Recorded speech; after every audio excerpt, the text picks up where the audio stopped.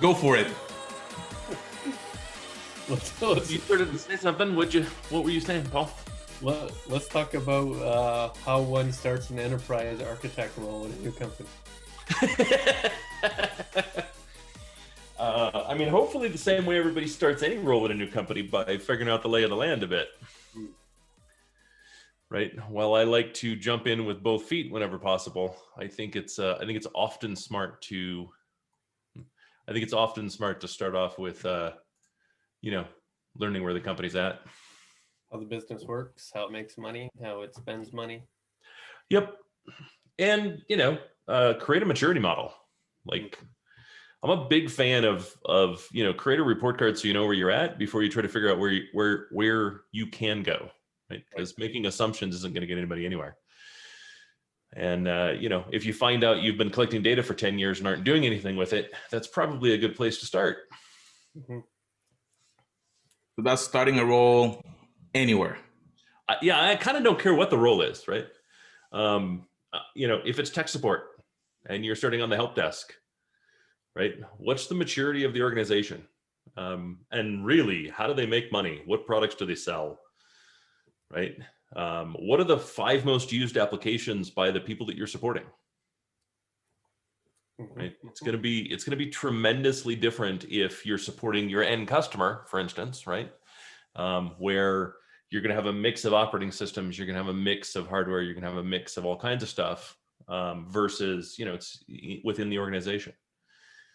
Right? If I was starting on help desk and just internal help desk, the very first thing I would want to know is what's the end user support policy as far as operating systems and hardware? Am I supporting BYOD, or am I supporting an all Mac environment? Right? How federated are we? Can you imagine calling the help desk and having Howard answer the phone? It'd be like the tech guy on Saturday Night Live. Move. Actually, we already started the episode, so I think that is cool to start the episode with something else. So welcome to the Sweet Spot, where IT leaders share the insight with other leaders and others that want to lead. So we have our 2 co-hosts, Howard Holton and Paul Lewis. Hey, guys. You there? Hey, Carlos. So it's interesting that we were talking about something different today, but I think that is very appealing to a lot of people. We talk about leadership, and a lot of times we have seen that people switch roles. They have to go from one place to another one within the organization, outside the organization. And I think our topic today is like, how do you start correctly a new role? I think it's a great topic, right? I think if we look around, we've seen the most amount of layoffs in 1 year, I think, in history, right, with COVID. And while we've had some recovery from that, we're still seeing a lot of layoffs within the technology sector. We're seeing a lot of movement within the technology sector. And I think one of the things that Paul and I talked about last year a lot was, if your company is not a tech forward company, right? If you haven't determined that you're a tech and supply chain company, you're likely to be acquired. And so we're starting to see a lot of M&A work. We're seeing a tremendous amount of M&A work. And in a lot of the companies that I'm talking to, they're not only completing M&A work from last year, but they're really looking to double down in 2021, because it looks like there's going to be a bunch of bargains on the market. All of that means there's going to be a whole lot of change. So I think it's a really good time to talk about what is your advice for starting a new job? And maybe some of that is, what's your advice for interviewing? Right? And how does maybe some of it fly in the face of other advice that's being read or being distributed, right?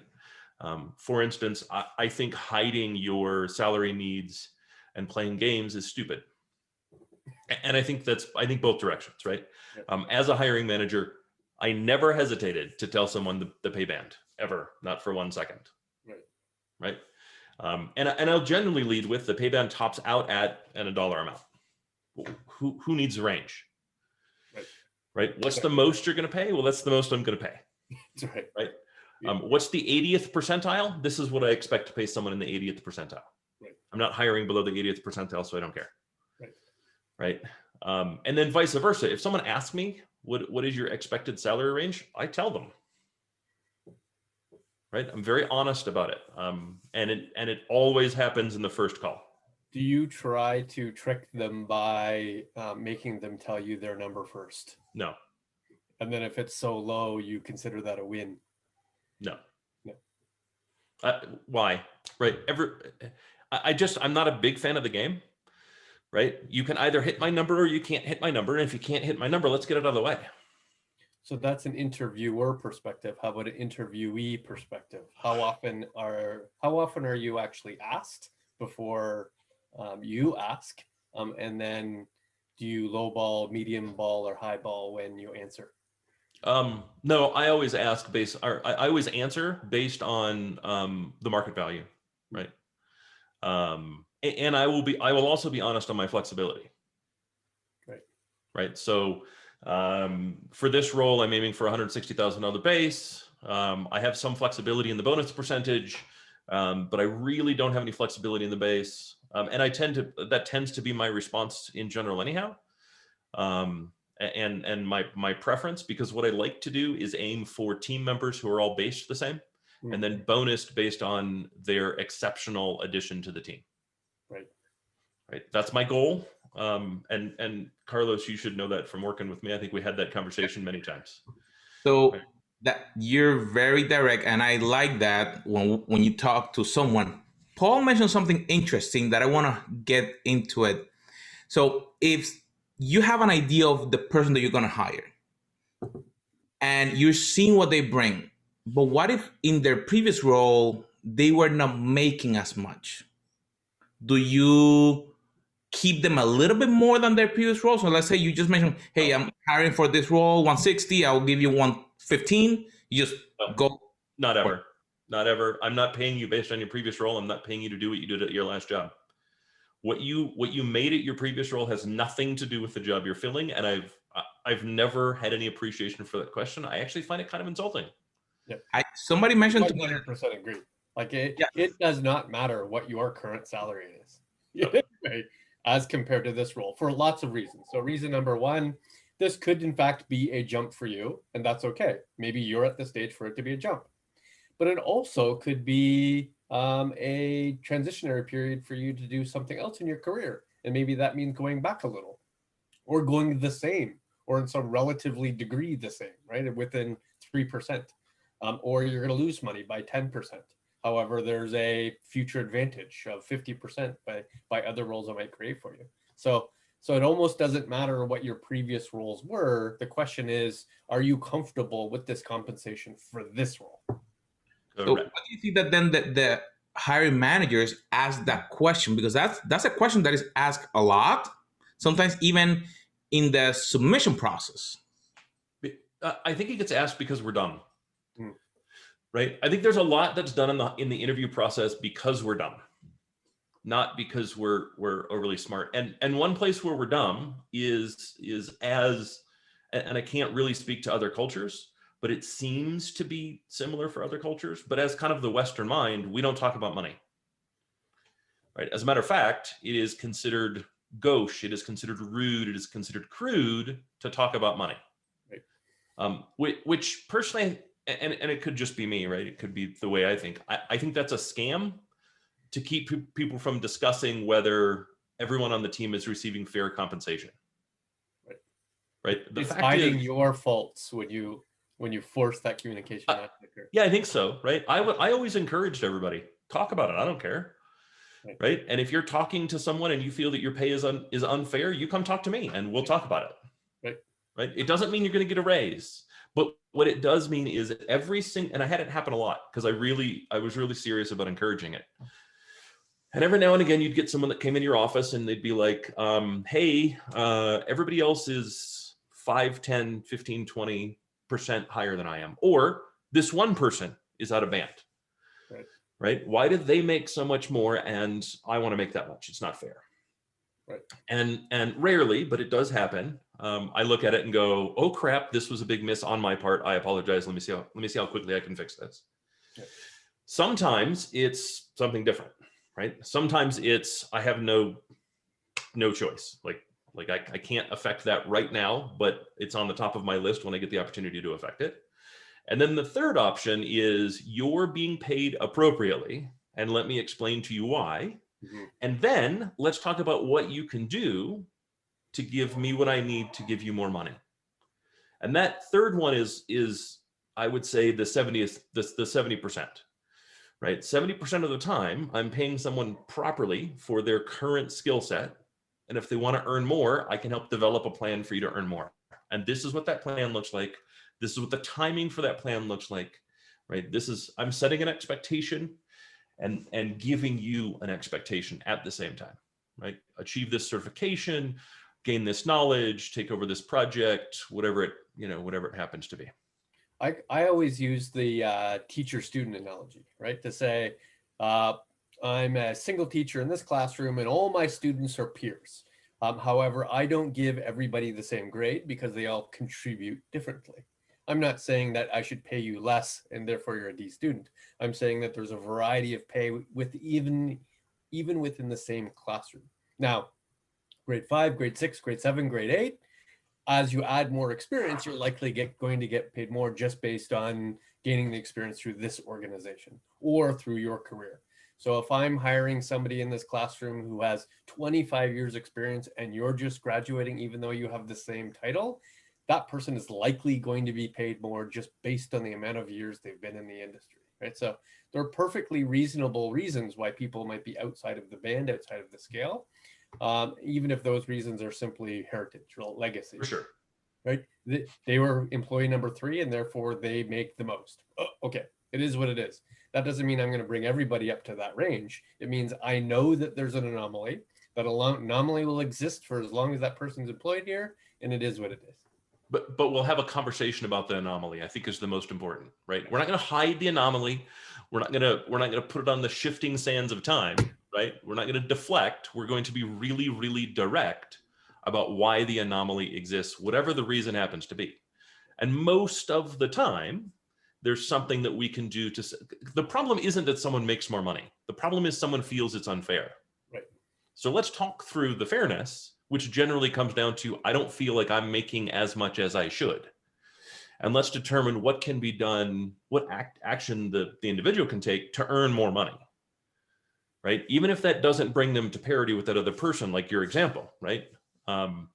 You have 9 months experience, they have 25 years experience. That parity is likely never to exist, right? Because when you have 10 years, they have 35 years, right, et cetera, et cetera.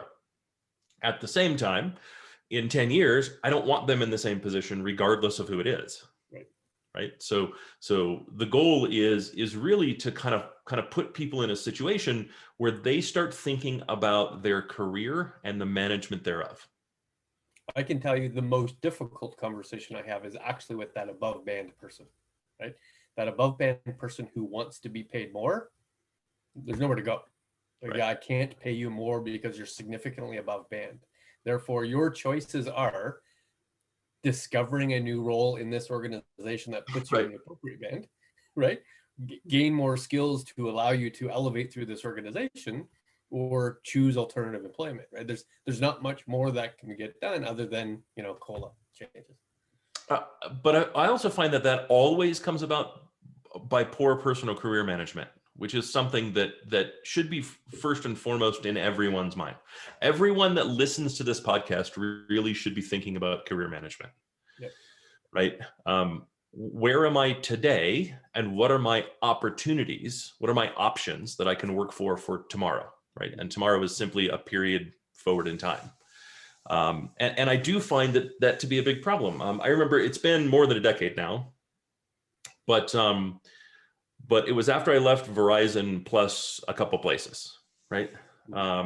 And I got hit up by a former coworker who said, "Hey, Howard, I know you've left Hitachi. I hope you remember working with me. But I'm looking for a new role and I'd really like some help."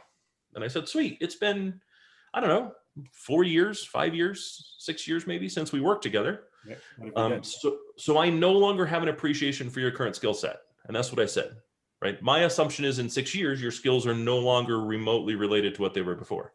Right. And he said, well, I've been doing the same thing at Hitachi, or at Verizon since we last spoke, since we worked together, which was desktop tech. I'm an expert at everything Microsoft.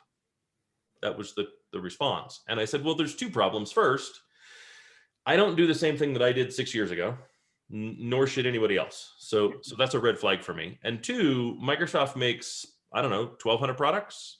Right. I know for a fact you're not an expert in all 1,200 of those products. Right. So neither of those pieces of information are actually helpful for me and give me the ability to turn to one of my now peers, right? Being in I think it was a VP at the time. None of those give me the ability to turn to one of my peers, people in the CIO seat or vice president seat, and say, hey, I've got a friend that spent 25 years as a desktop technician. Would you like to hire that person? They're all going to say no. Right. And that's for exactly what you're talking about, right? Because that person's income demands are going to exceed band on what you would pay a desktop technician, and they're going to have nowhere to go. And they've shown by their unwillingness to manage their own career that they don't also have any interest in moving beyond that skill set, and thus moving into a band that makes more sense for their ask. Right. The obvious exception, of course, is the variable based team members, right? Like salespeople, right? I would expect to hire a 25-year salesperson, and their pay has gone from $0 to $1 million. Fluctuates over that 25-year period of time. Yeah, but technologists 100% agree. I have known and have led multiple technologists with 25, 35, 45 years in the exact same role. They've wanted this role. They've never wanted to elevate out of this role. They are the grizzled veterans in this role. But I've also had to set the expectation that they've met their ceiling. Right? There isn't any further they're going to go compensation-wise other than COLA, and they have to be satisfied with that. If you're satisfied with your role, then you're satisfied with your compensation. Correct. Right. As long as you're fine with that spot. Like if band is, I'm gonna use desktop technician, right? Because band for desktop technician tends to top out at 60 to 65,000. Right. If you're okay with 60 to 65,000, I'm not saying you have to move beyond that. I'm not saying you have to take a job or a role that you're not going to be happy with. Right. But it is part of the picture. Right? If you're not happy with the contents of the picture, you need to change the picture. And one of those things is remuneration. If you're not happy with what your total pay package looks like, then you have to change something, and you can't expect your employer to go, well, I guess for you, the role is worth 80 grand to me, because it's not. It's worth 65. That's what we've decided the top of the band is. I like Carlos' line of questioning here. So beyond salary, what other things have been asked either in the application or in the interview that you feel is outdated, that they shouldn't be asking, or it doesn't seem necessary to be asking going forward, or even in today's world? Oh God, I mean, there's a ton of stuff that gets I think asked or moved around, right? I think the second you bring up dollars and cents, you have to talk about the total package, right? And hiding soft money in total comp, I think, is also a cop-out, right? I was interviewing with a what is it, NAACP company, or NAACF, I think, whatever it is. What's the acronym, Carlos? What does the company do? It's Netflix, Amazon, Apple. Oh, I don't know. Who were the other two? It's the big five, right? Facebook and who's? Yeah, I know what you're talking about. Anyways, I was interviewing with one of those guys, and as part of the application process, they ask you to put down what your expected compensation is. Mm-hmm. So I put down my expected compensation. They're like, "That's the top of the band. Like, we can do that. It's just the top of the band." And I said, "Okay, fine. Like, is that TC in? Does that include stock options?" Right. Yes, that includes stock options. Okay, cool. I'm no longer interested in the role. Right. And they're like, "Wait, I don't understand. That's not cash. I can't do anything with your stock options because it requires 3 years before they vest. Plus, I know for a fact you consider the growth in the stock options in conversations about future remuneration." I see. So in my end of year review, when we're doing annual reviews and you're trying to figure out how much of a raise, if any, I get, how much my stock options matured affects your decision. I'm no longer interested. Right. Right. Why? Because I don't actually affect the stock. Right. And I can't spend the stock. It doesn't pay my bills. It doesn't put my kid through college. It doesn't put me through college, right? It doesn't do any of the things that are my goals other than boost my retirement, which is what every company's 401k does. And you know what I've never had a conversation with? I've never had an employer go, in your review this year, we've given you 5s out of 5 all across the board. You're absolutely the top. However, our 401k performance this year was really good, so we've determined that's enough. That's right. We've limited your Right. gains. And yet the big 5 will, some of the big 5 at least will do that. Yeah. Right? Some of them look at that and they go, and it's exactly the same conversation, even though they don't frame it the same way. And for me, what that says is my contribution therefore matters less, right, rather than more. My performance matters less rather than more. I want to be rewarded for being exceptional. And I want that opportunity. And if you're not going to give me that opportunity, I'm not going to bother. It's funny that you mentioned that, because sometimes they tell you, well, you can put on your resume that you work for us, and that will be a boost. Right. That has intrinsic value. I'm like, so if I work for someone else and I do a good job, that doesn't value at all? Yeah. I mean, they actually have a point, and I think it's also a poor point, right? Let's look at Amazon as an example, because they're the whale. Yeah. 1.2 million employees. As a hiring manager, I kind of have less interest in you now if you worked at Amazon. Why? Because they have 1.2 million employees. Yeah, you're a cog. What is right? You're a cog in a wheel, and I'm not saying that it's bad, but what is the breadth of knowledge you could possibly gain working at Amazon? 1.2 million employees. Everything is super narrow. Right. I don't have any deep jack of all trades, which I would find in the mid-market, right? In the mid-market, I'm going to find someone that worked on the 3 pillars, kind of all the 3 pillars, or was so deeply involved in one that they know it completely end to end, probably better than the manufacturer's engineering team. Which right? actually leads to the pet peeve I have on applications, which is at an incredibly detailed listing of the technical skills you have. In fact, I've seen applications that effectively have to select and sub-select, hundreds of potential skills that you have in a technical certification way, and list those. And then even worse, how many years? How many years do you know AWS? How many years have you done this? How many years have you done that? As if that's a relevant perspective of whether you actually have acumen in that particular technical skill set. And they require it as a mandatory before you press submit. And I'm assuming that their algorithms now go through that ranking based on how much you know or how much you've documented as compared to somebody else. So what's interesting about that is I have found a really good way to get those filled out as fast as you want. In the either upper, if you're on a Mac, it will be the upper left-hand corner. If you're on a PC, it'll be the upper right-hand corner. There's an X. And if you click that, the application goes away and you can move on to applying it at places that matter. Frankly, I don't think companies realize how the application process represents their culture, and they really should. That's right? true. The fact is that is the gatekeeper to your culture. Yep. And so how do you want your culture represented? Do you want your culture represented where, I'm sorry, at this company, all we do is reduce you to a list of statistics? Right? That's not a place I want to work.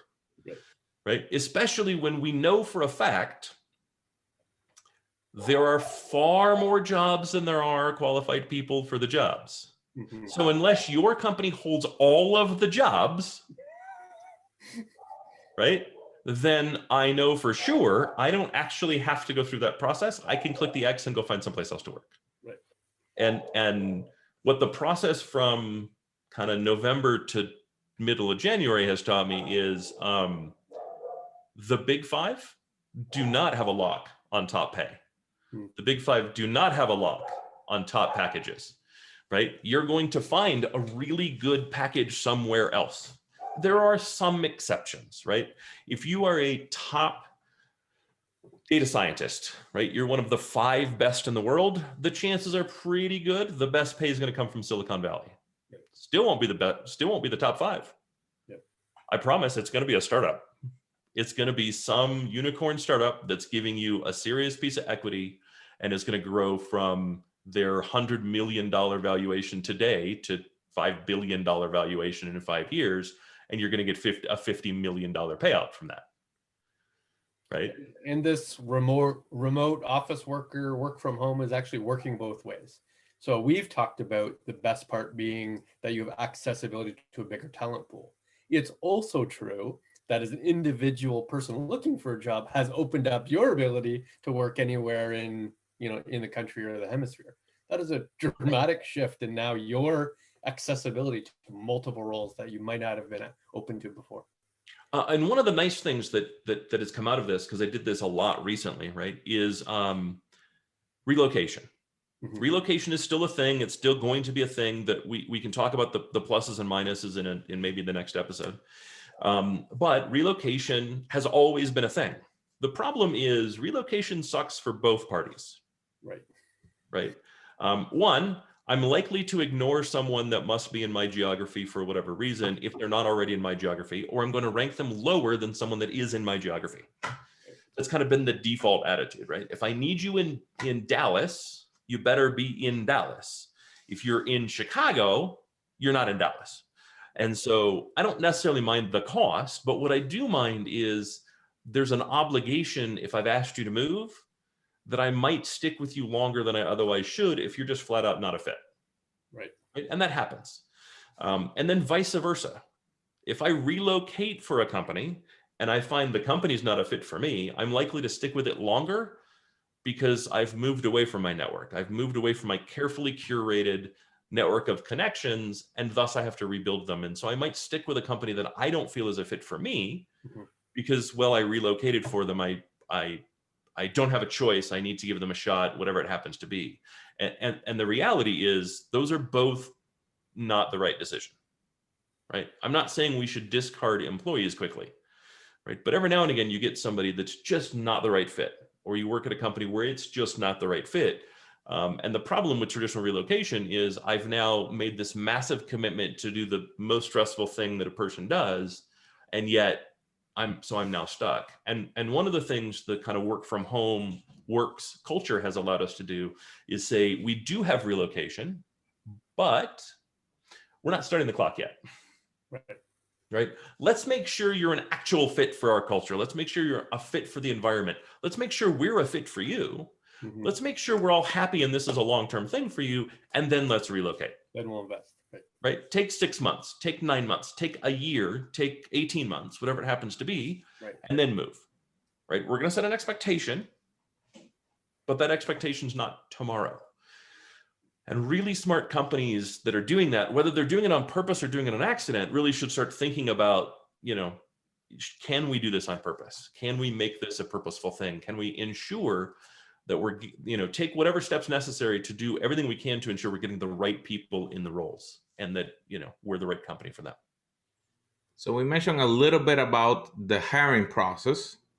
Let's say that you accepted the position, you went through it, you agree, or you say yeah to the package, you like it or not. Day one, how do you start correctly on this new? Let's go back to somebody's made an offer. We didn't talk about that. And I think that's another really important one. There's a couple things that I recommend. First, don't ever accept an offer based on dollars. Make sure you look at the whole package. Right? You're Canadian, Paul. I don't know that this matters to you, but in the US, make sure you're looking at what your medical costs are going to be. Right? What does the insurance cost to you? And how does that compare to the insurance at the last few companies you worked at? Right? Is it more expensive? Is it less expensive? Is it a better package? Is it a worse package? Right? Are the plans more comprehensive or less comprehensive? Right? Do you have the options that you're looking for? That's part of compensation.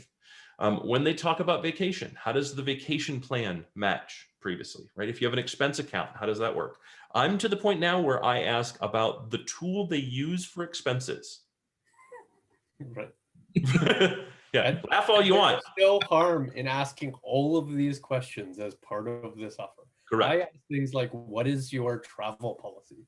Correct. At what point would I take a business class flight? Right? What are the relationships with you have? Do I have to stay at the Days Inn, or can I actually stay at a Marriott? Right. As they matter. All of that stuff is important. When you're talking about travel percentage, and that's a big thing, my rule is simple. I do not take any role with travel from 25 to 50%. None, zero. Under 25%, I don't travel enough that not having status matters. Right. 25 to 50%, you get crap status. Right. 1% to 100%, you get good status, and I'll travel that. Right. Right. I like like 10% travel or 75% travel. Those are the two ideal metrics, right? So, so when companies are like, okay, so here's the role, here's the offer, and it's 25% travel, cool. You're gonna have to pay me a lot more, Right? Because that travel is going to be difficult. Versus 51% travel, then it's much more about what's your expense system, right? How do I ensure this happens quickly? That, and if you're in a poor range, you're going to have to get a premium credit card, right? You're going to have to get the $1,000 a year credit card to ensure that you have all the privileges you require to go into lounges and get upgrades and so on and so forth. Right? So that's got to be factored in. Right. So there's a lot more to it. And then finally, okay, you've gone through the interview process, you've received an offer, you're okay with the offer, right? If you're not okay, you've negotiated already. You think the offer is great. You know what you do? You still negotiate.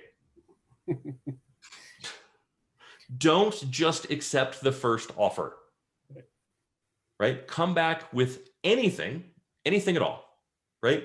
And it can be as simple as it's a work from home 50% role. My monitor sucks at home. I'd really like a monitor in the negotiation. Like, I don't care what it is, right? But you're going to feel infinitely better if you negotiate at least a little bit. And I will also tell you, there are a couple areas where negotiation is not generally possible. One, you're not going to get an extra week of vacation.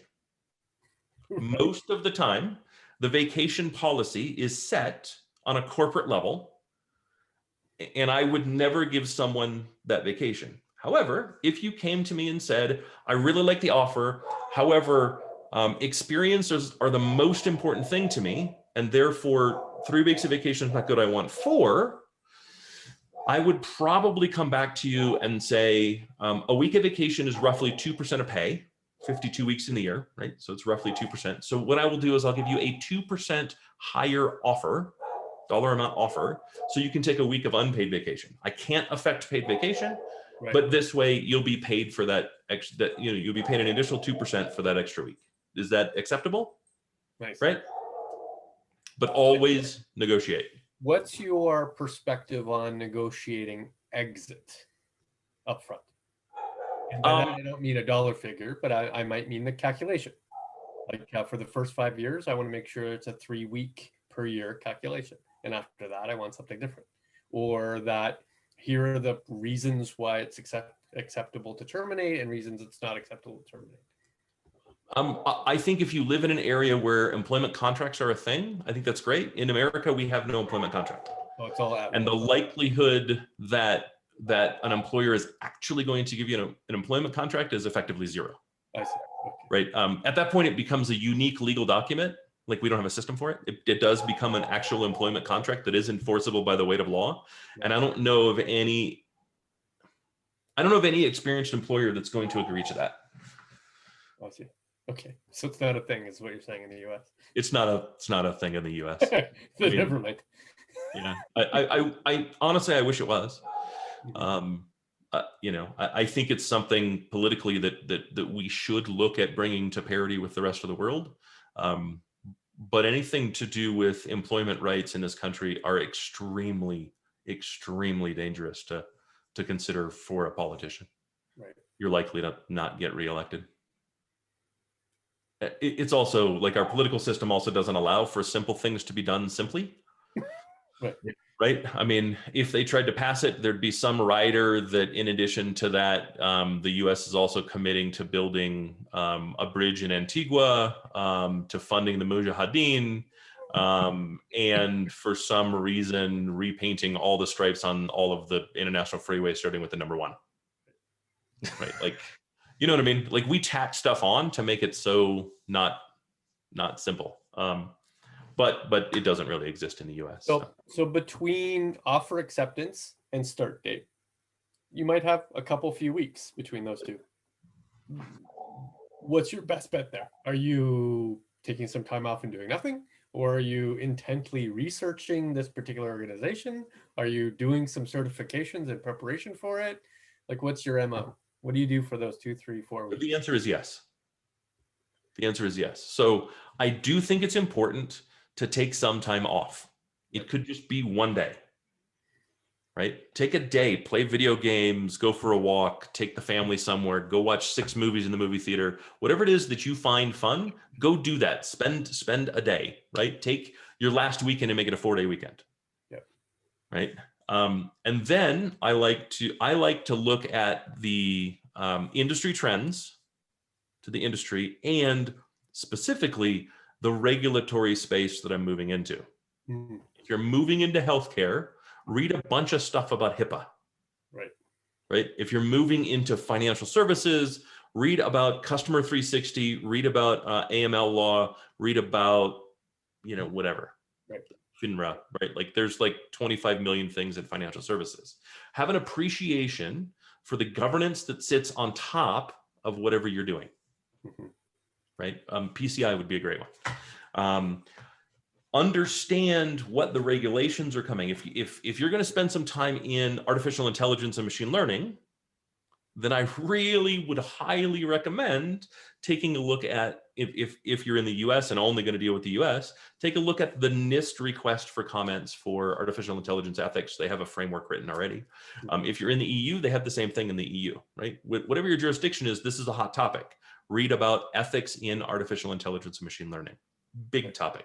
It's really going to direct what you should and should not do in 2021 from that perspective. Do right? you do anything specifically for the company you're about to work with? Do you think about what a strategy might look like? Do you think do you read more about the company itself? Do you go through all of their financials and their press releases and you read the LinkedIn of every single executive? Like, do you double click on the company that you're about to work for?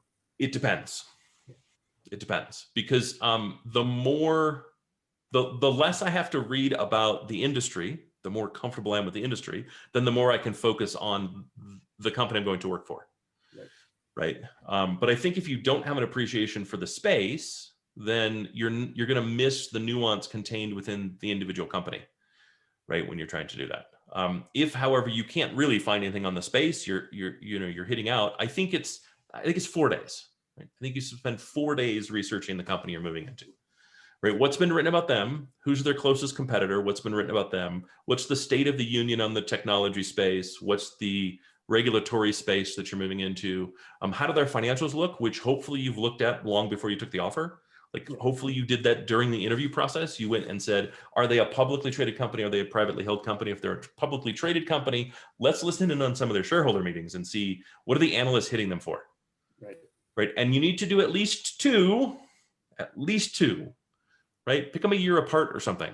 So you can get an appreciation for what was the change over the year. Right. Did they hire people? Websites were mostly not helpful, right? It's not helpful to in double clicking into products or services or platforms. It's not helpful in the maturity of these solutions versus what they say their maturity is. It's definitely not helpful in terms of how they operate, like how they operate as an actual business versus how they're organized. You can't really tell what the culture is via, they might even have a full cultural page and it's still not going to tell you what the actual culture is when you're actually working there. Would you double click on things like Glassdoor to get that appreciation, or assume that Glassdoor is mostly negative and therefore not really giving you a cultural perspective either? So I'm going to turn around and ask you a question because I don't want to answer right yet. When you go to buy a product on from Amazon, or go to buy a product on a Careware, do you check the Amazon reviews, and do you only look for the 5 stars, or do you start with the 1 and 2 stars? I look at latest. I don't look at star ratings. So I will look at the last 10% of the reviews and base my opinion on those. But I will also look outside of the Amazon reviews. I will look at reviews for that same product in a variety of different review Sure. sources. I start with Amazon reviews, and I always go to the 2 stars and the 3 stars, not the 1 stars. The 1 stars tend to be bitter people, Right. versus the 2 and 3 stars are, I really tried to get this to work, and these were the shortcomings. These were the things that couldn't work, right? In the same way that I do the same on Glassdoor. Like, it's relatively easy to look at Glassdoor and read the reviews, not the star rating, read the reviews and see, are people bitter or are they not bitter? Right. And if they're bitter, it's a grain of salt kind of thing, right? And at the same time, it's really easy to tell on Glassdoor when the reviews are effectively paid reviews. Right. Right. When the company sent an email and said, "Hey, all current employees, if you could go on Glassdoor and fill it out, that'd be great." Right? It's not super effective and not super informational for me. Right. When somebody breaks down how this place compares to another place, or the specific failings of an individual team and how the company reacted to it, like they've taken the time to really write something, that's useful. Right. Right. And I'll take that wherever I can get it. I make it date-based mostly because products, teams, companies mature over time. My presumption, of course, is that they get better, but that's not always true. And therefore, the latest is more representative of what might actually be true. So if I'm buying a product, the first year of that product probably looks, ill performed, right? It doesn't have all the features and functions that one would expect, but closer to now, it's closer to a maturity that might be relevant to me purchasing it. There's a lot of people that are old reviewers that do an update. And so I'll look for those too, right? Update, I changed it from 3 stars to 5 stars or 5 stars to 3 stars. And this is why it changed over time. Right. But I do look for those. But yeah, to your point, but all of that research I do before we get to an offer letter standpoint. Interesting. Right. So certainly before acceptance. That's all pre-offer conversations. Yeah, because once I've taken the offer, I'm stuck with the culture for some length of time. Right. And I'd really like to know that beforehand. Right. I do take a look at their social and see kind of what does their social do, right? How active are they? What are the things they promote? What are the things they talk about? And I'm not looking for them to be like super frank and forthright. What I'm looking for them to be is their social will speak to a culture, especially the less tech savvy they are as a company. And so what is the culture of the social? Like, what are the things that social highlights? Right. And that will often tell me a lot about the company. How do you feel about overly focused cultures? So I'm sure you've interviewed, I guarantee all 3 of us have interviewed with certain types of organizations that rely on their 10, 11, 12 things that define their culture. And that you must have a detailed understanding of those things and have stories related to those things, and that their culture is the center of all decisions they make. It almost feels like that's a negative part of their culture, even though culture is supposed to be the central to the organization. Is that a plus, minus? What do you think, Carlos? So I think that it's a good thing that they have something defined that can be a guide. But I think when you go through the process and they're trying to be so prescriptive, is that they're trying to put you like on a little box.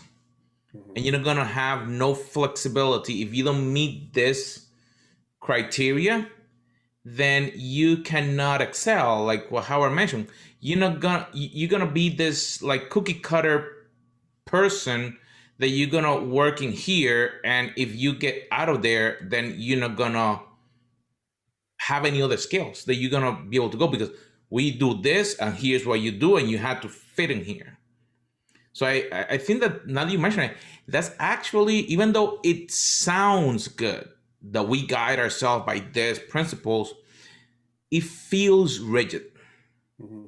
That doesn't allow you for a true growth environment that, yeah, we allow these principles to permeate the organization, but what are you bringing? Tell me something about what you're bringing and how you're going to make the organization better.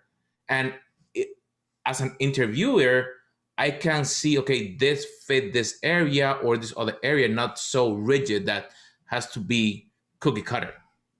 I'm more impressed with cultural evolution. So it would be amazing if I'm fine with the prescriptive 12 points that you have right now, but tell me about how it was 4, then 5, then 6, then 7, and it's 12 now, but you think next year it'll go down to 8, because you're evolving how you're thinking about how to assess individuals, both individuals who work there and individual candidates that you want to be able to hire in there. That's far more interesting to me. That's change, that's evolution, that's growth versus static for the last 10 years.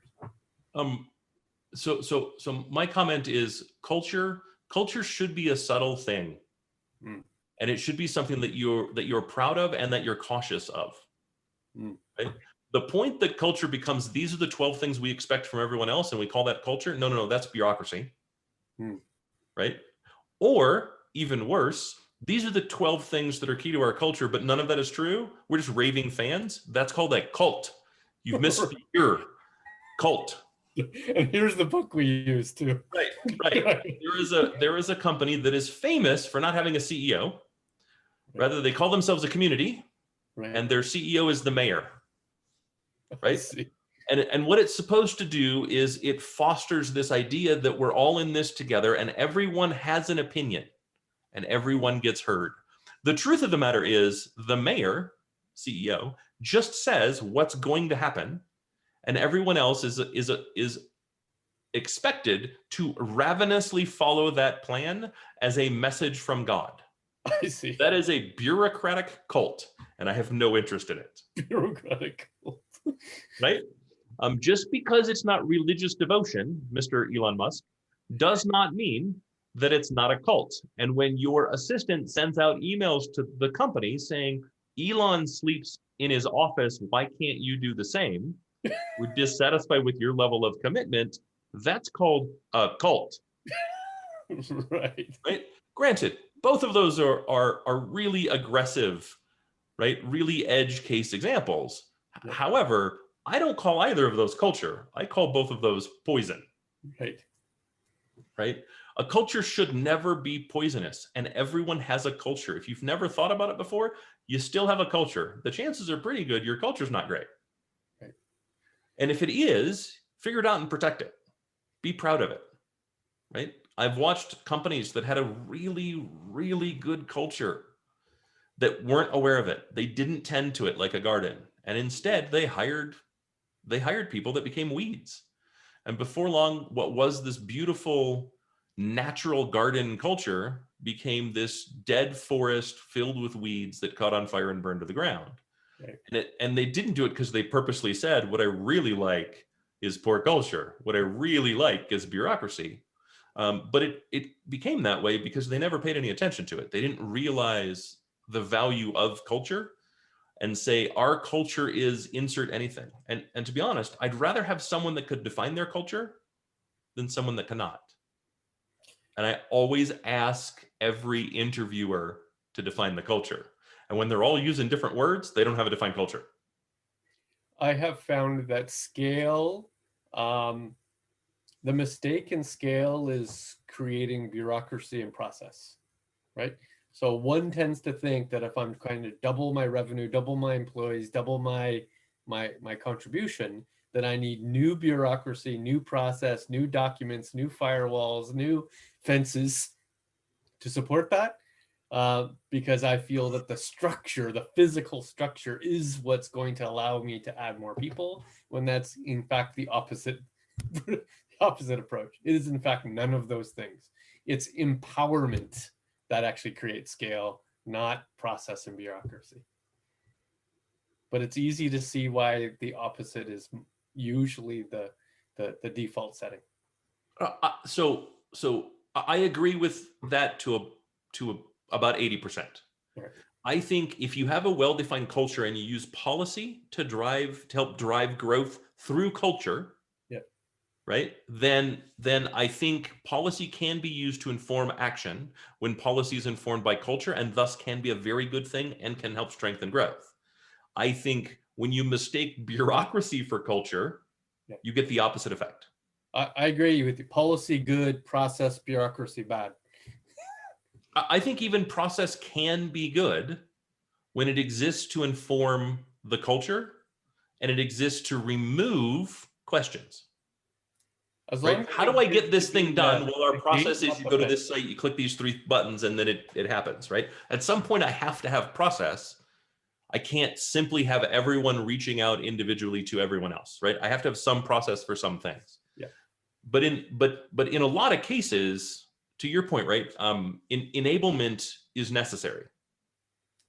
Yep. Right? I need my employees to feel enabled. I don't really need them enabled when filling out an expense report. Right. Right? So therefore, I need a process for an expense report. Yeah. But as long as that process exists for the purpose of the flow, in other words, the gate, not the front. Correct. It doesn't exist for the purpose of stopping. It exists Correct. for the purpose of organizing how one gets through this. Yeah. This might be a good point to pause, Carlos. So then, quick, after all this, we go through the interview process, we make our correct questions, we check the culture. Day 1, what do we do? How do we Report card. Seriously, walk into it with a blank report card, a blank maturity model, right? That says if a 0 is I have no knowledge about this thing, and a 5 is this thing works perfectly well and we're masters of that domain, what are the things for that organization and that role that you're moving into? Mm-hmm. Every single one has it, right? So if you're working help desk, it should be really quick, right? Like that one should be super easy. How well documented is the support infrastructure? Like the people I'm going to be supporting and kind of what their environment looks like.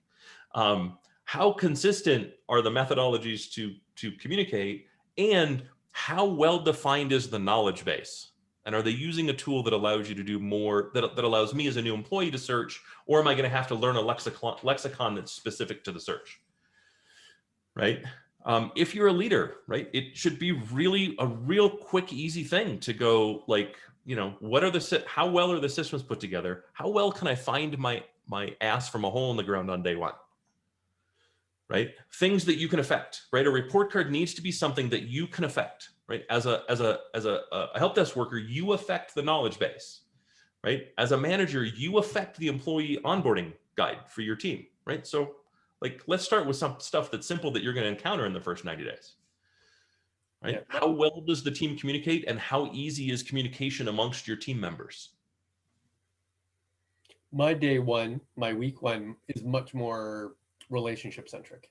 So what I want to know is where are the power centers in the organization? Who are the ones who actually make the most important decisions? Who are the influencers in the organization? The people who are going to create opinions for those power centers, and then who's the most important set of people in the value chain to deliver on what I have to deliver on, either individually or as part of my team. If my team is a center of excellence, then in order to deliver my services, who in the broader audience of the organization do I have to influence more in order to deliver more effectively or more efficiently in the services to which I deliver? And then build those relationships, reach out, have a conversation. And because I'm still in the first week, it doesn't have to be work related. It can be almost entirely personal, right? I can talk about joining the company, how excited I am, tell me about you, tell me about your 30 years, give me an appreciation for how I can make your life better, and then use that as input into the maturity assessment as Howard just talked about. Well, my friends, there you have it. We started in how to start your new role, but it's important to, before you start that day 1, what to do before it, so that day 1 will start with the correct information, the right strategy, so you can be the best employee that you can be. So as always, make sure that you share this with your team, with your friends, with your family. Subscribe to our podcast, or our video podcast. And as always, we'll see you on our next episode.